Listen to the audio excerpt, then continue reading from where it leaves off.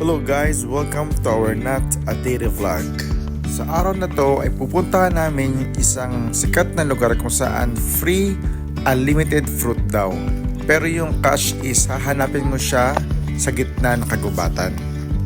At game na game naman itong mga anak ko at yung kapatid ko at yung asawa ko, even though na mukhang nakakatakot kasi nga sa gitna siya ng kagubatan, ang lakas ng mga loob nila. Kagaya nito si Amaran, tignan mo, ang tapang-tapang. Kala mo naman, alam niya sa pupunta. And kasama natin si Buntit, kaya kailangan alalayan, dahan-dahan, at pwera usog, at sana'y hindi manuno.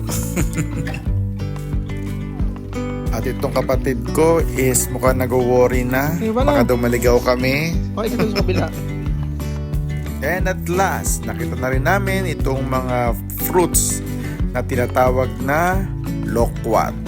So, ngayon na namin ito nakilala dito sa Bermuda and wala akong matandaan na meron tayo sa Pilipinas nito. So, ito siya, makikita nyo, color yellow siya. The more na darker yung kulay niya, na parang orange, the more doon siya na mas matamis.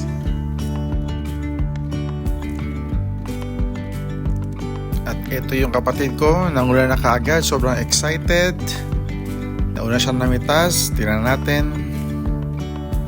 So, ay nakakuha na siya. Ito titikman daw niya, tingnan natin. Feeling vlogger yan, oh. Oh, galing talaga, oh. Yan, sige, tikman natin. Pak. Yan, sige. Sarap, sarap. Sinungaling.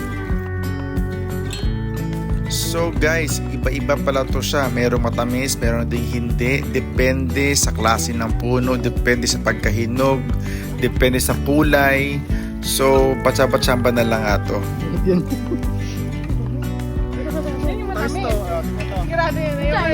Ayoko na, marami na ako nakain. So, syempre, titikman natin siya guys para hindi naman tayo maging ignorante sa lasa ng loquat. So, ang lasa pala niya is pasim-asim na matamis-tamis siya, para siyang lansones sa pangarambutan. So masarap naman siya, okay naman. Basta tama lang yung hinog na makukuha mo. So kagandahan ng experience na to is challenging siya since kailangan mo hanapin yung puno kung at saan yung matamis, kailangan mo mahanap yung saktong kulay kasi usually guys nasa taas yung mga magandang kulay. So we concluded na the more sunlight na makukuha ng mga fruits na to is the more siya na matamis.